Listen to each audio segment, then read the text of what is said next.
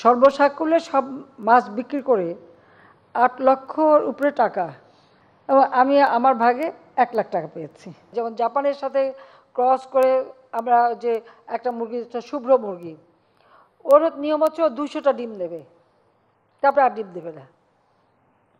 এরকম বিভিন্ন ধরনের কিন্তু গবেষণা চলছে। এখানে আমি একটা স্পষ্ট বলতে চাই, আমাদের দেশে যেটা হয় যে পরিবার যখন বড় হয়ে যায়, জমি ভাগ হয়ে যায়, জমিতে আল বসানো হয়, এরপরে ওটা চাষ করতে গেলে আমরা যদি এখন যান্ত্রিকীকরণ করতে চাই, তো সেটা করতে গেলে পরে তো আমাকে তো একটানা বড় জমি লাগবে, আমি তো ছোটো ছোটো খণ্ড খণ্ড জমিতে করতে পারবো না।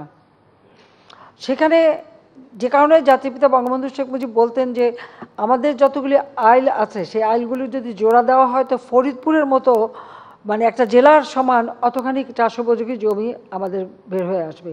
সেই জন্যই তিনি এই ব্যবস্থাটা নিয়েছিলেন, এবং আপনারা যদি স্মরণ করতে পারেন তিনি কিন্তু এই কৃষি যান্ত্রিকীকরণের কথা, এটা কিন্তু জাতিপিতা বঙ্গবন্ধুই বলতেন যে ট্র্যাক্টর ব্যবহার, তারপরে রিপেয়ার ব্যবহার, বিভিন্ন সে যন্ত্রের মাধ্যমে ব্যবহার করা, চাষ করার জন্য জমি করা।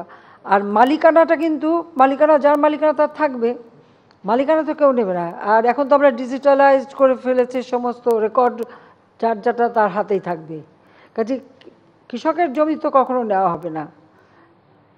আর এখন তো হচ্ছে এভাবে চাষ, সমলয় চাষটা হচ্ছে, সমলয়টা কিন্তু এই একই ধরনের, ওই অনেকটা মানে আমি বলবো যে আমাদের সমবায় ভিত্তিক সেটাকেই, যে একই সাথে চাষ করে যার যার জমির অংশে সে তার ভাগটা নিয়ে নিচ্ছে। কাজে এখানে তো মানে আস্থা হারাবার কোনো বিষয় নয়, বরং আমি বলবো যদি আমরা এভাবে চাষ করতে পারি আমাদের ফসল উৎপাদন দ্বিগুণ তিনগুণ হবে। আমি এই ব্যাপারে একটা নিজে, আপনারা জানেন যে আমার একটা প্রকল্প একটি বাড়ি একটি খামার, যেটা এখন নাম দিয়েছে আমার বাড়ি আমার খাবার। তো আমি আমার টুঙ্গিপাড়ায় দাঁড়িয়ারকুল ওখানে একটা আমার বাড়ি আমার খামারের একটা সমবায় আমি সমিতি করে রেখেছি, আমি সেখানে উপদেষ্টা, এবং আমাদের জমি থেকে 9 বিঘা জমিও সেখানে দেওয়া আছে। এবারে আমি যেটা করছি, এটা করার আগে কৃষকের ভিতরে যাতে আস্থাটা থাকে সেটার জন্য আমাদের যত অনাবাদি জমি ছিল ওই এলাকায়, এখানে কিন্তু অনেক অনাবাদি জমি ইতিমধ্যে চাষের আওতায় চলে এসছে। এবং আমি যখন এটা উদ্যোগটা নেওয়ালাম, এটা করলাম, করার সাথে সাথে দেখলাম আমার আশেপাশে অন্য যারা কৃষক তারাও খুব উৎসাহিত হলো, আর তারাও কিন্তু সেখানে চাষ শুরু করে দিয়েছে নিজেরা, এবং নিজেরাই আবার নিজেদের জমি পরিষ্কার করে দিচ্ছে, এবং আমরাও করে, আমার পক্ষ থেকে আমি করে দিচ্ছি, আমাদের ট্রাস্টের পক্ষ থেকে 2টা মেশিন আমি কিনে দিয়েছি সেখানে। কাজে তারা এখন চাষ করে দেখা গেল যে ফসলটা উঠলো একই সাথে, ওঠার পর কার জমিতে কতটুকু সেই অনুপাতে সে তার ফসলের ওই ফসল বিক্রি করে টাকার ভাগটা তাদেরকে দিয়ে দেওয়া হয়েছে।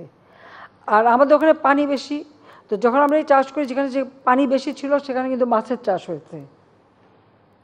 এই মাছের চাষ হওয়ার ফলে যে মাছ উঠে এসছে,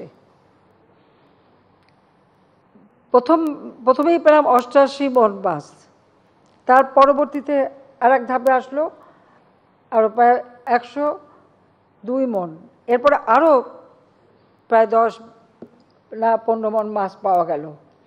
সর্বসাকুল্যে সব মাছ বিক্রি করে 8 লক্ষর উপরে টাকা, যার যার জমি যেখানে যেখানে ছিল সেই জমির অনুপাতে তাকে সে টাকার ভাগ দেওয়া হলো। যারা সেখানে শ্রম দিয়েছে, কিষাণী যারা শ্রম দিয়েছে তাদেরকে ভাগ দেওয়া হয়েছে, এবং আমি আমার ভাগে 1 লাখ টাকা পেয়েছি। তো আমার এটা করার উদ্দেশ্য হলো আমি এই মডেলটাকে নিজে তৈরি করাচ্ছি আমাদের এলাকায়, নিজের এলাকায় করে এটা একটা মডেল হিসেবে দাঁড় করাবো। তখন মানুষ যদি দেখে যে হ্যাঁ এতে সে লাভবান হচ্ছে, নিশ্চয়ই তার আর আস্থার জায়গাটা হারাবে না। কারণ এখানে যারা আপনারা শহরে থাকেন আপনাদের সবারই কিছু কিছু জমি আছে, কিন্তু সেই জমি দেখার বা চাষ করার বা সেরকম কোনো লোক থাকে না, জমি অনাবাদি পড়ে থাকে। তো যারা মানে অনুপস্থিত মালিক তারা তো এখানে বসে একটা ভাগ পাবেন, যারা উপস্থিত থাকছেন না, হয়তো কেউ না কেউ জমি করছে বা কেউ বর্গা দিচ্ছেন, কেউ আদলা দিচ্ছেন বা কেউ কন্ট্রাক্টে দিয়ে দিচ্ছে না, আমাদের বহু জমি কন্ট্রাক্টে দেওয়া আছে, আমরা তাদের ওই কন্ট্রাক্টে দিয়ে দিই, যা অতিরিক্ত ফসল হবে সেটা তারাই ব্যবহার করবে, আমরা চাই না। তো এইভাবে যা করছে, কিন্তু আমরা যদি এভাবে চাষ করতে পারি তা আমার ফসলের উৎপাদনটা বাড়বে। আর তাছাড়া এই সমবায়ের মাধ্যমে মানে সারের ব্যবস্থা, বীজের ব্যবস্থা উন্নত মানের, এবং এই চাষ করার জন্য যা ব্যবস্থা বা ধান কাটার ব্যবস্থা, সবই তো সমবায়ের মাধ্যমে হবে। তো সমবায়ের মাধ্যমে হলে পরে কারণ কোনো খরচ কিন্তু ওখানে আর নিজেকে করতে হচ্ছে না, কারণ ওই ফসলের থেকেই একটা অংশ সমবায়ে থাকবে বা সরকারের কাছে থাকবে, যেটা পরবর্তী চাষের জন্য ব্যবহার করা হবে। কারো আর খরচ লাগবে না, কিন্তু ফসলের ভাগটা পাবেন বা অর্থটা উপার্জন করতে পারবেন।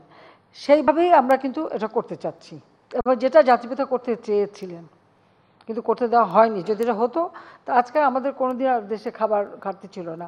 এটা ভুলে যান কেন, 96 সালে যখন সরকার গঠন করলাম 40 লক্ষ মেট্রিক টন খাদ্য ঘাটতি, উন্নত মানের বীজ পাওয়া যেত না, কারণ বিএডিসিটাও বন্ধ করে দেওয়ার মানে উপক্রম করেছে, প্রায় বন্ধই করে দিচ্ছিল। আমি এসে কিন্তু সব চালু রেখেছি, যার জন্য আজকে আমরা কিন্তু এখন কত গুণ বেশি ফসল উৎপাদন করি। সেই সাথে মানুষের ক্রয় ক্ষমতা বেড়েছে, মানুষের খাদ্য চাহিদাও বেড়েছে।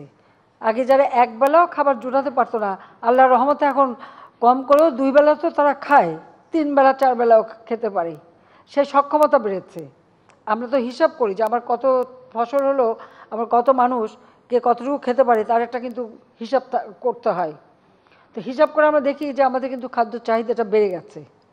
তার কারণ মানুষের এখন কেনার সক্ষমতা বেড়েছে, যার জন্য মাথাপিছু আয় বেড়েছে, কাজেই তারা সেভাবে এখন ভালো খেতে চায়। শুধু নুন ভাত যারা পেত তারা এখন আমিষও খায়। আর আপনাদের পত্রপত্রিকা আপনারাই তো লিখেছেন যে এখন আর ডাল ভাতের জন্য কাঁদে না, এখন গরুর মাংসের দাম বাড়লো কেন, মুরগির দাম বাড়লো কেন, ডিমের দাম বাড়লো কেন। তার মানে মানুষ সেই লেভেলে সেই জায়গায় উঠে এসেছে, এটা তো স্বীকার করতে হবে। হ্যাঁ, দাম বাড়লো কেন, হ্যাঁ দাম তো বাড়বেই, এটা তো আমাদের বিভিন্ন সিজনে বাড়ে, এটা কমে। মুরগি তো আর তার ইচ্ছা মতো সবসময় ডিম দিতে থাকবে না, সেটাও তো মাথায় রাখতে হবে। তারপরেও গবেষণা করে, যেমন জাপানের সাথে ক্রস করে আমরা যে একটা মুরগি, শুভ্র মুরগি, ওর নিয়ম হচ্ছে 200টা ডিম দেবে, তারপরে আর ডিম দেবে না। এরকম বিভিন্ন ধরনের কিন্তু গবেষণা চলছে। মাছ, আজকে আমরা মিঠাপানি মাছ আমরা তো উৎপাদন হচ্ছে, যেসব হারিয়ে যাচ্ছে সেগুলো আমরা নিয়ে এসেছি। এবং ধান চাষও আমাদের যে সমস্ত অঞ্চলগুলি একবারে মানে অনাবাদি ছিল, সেগুলো আমরা আস্তে আস্তে যদি চাষের আওতায় নিয়ে আসি। আজকে পেঁয়াজ সম্পূর্ণ আমরা 90% পেঁয়াজই আমরা বাইরে থেকে আমদানির উপরে নির্ভরশীল ছিল, এখন অন্তত 50% আমরা নিজেরা করতে পারি। ঠিক সেইভাবে ভোজ্য তেল তো 90% আমার বাড়ি থেকে আনতে হতো। আমরা আবার আমাদের গবেষণা করে করে বাড়িতে খুব ভালো ভালো শস্য দানা তারা আবিষ্কার করছে, এবং এখন শস্যের তেলও আমরা কিন্তু খুব ভালো করতে পারছি। সাথে সাথে বাদাম তেল বা অন্যান্য তেলও যাতে উৎপাদন হয়, এমনকি ধানের তুষ কুড়া দিয়ে যে তেল করা সেটাও হচ্ছে, রাইস ব্র্যান্ড যে অয়েলটা সেটাও আমরা করছি। এভাবে বহুমুখী করে আমাদের তো লক্ষ্য আছে যে আমরা সব কিছুতে নিজেরা স্বনির্ভর হব, কারো উপরে কারো মুখামুখি হব না। তো এখানে ভয়ের কিছু নাই, কারো জমি আমরা নিয়ে নেব না, বরং এখন ডিজিটাল ব্যবস্থা করেছি, কেউ কারো জমি নিয়ে আর খেলতে পারবে না, সেটা কিন্তু আমরা করে দিচ্ছি।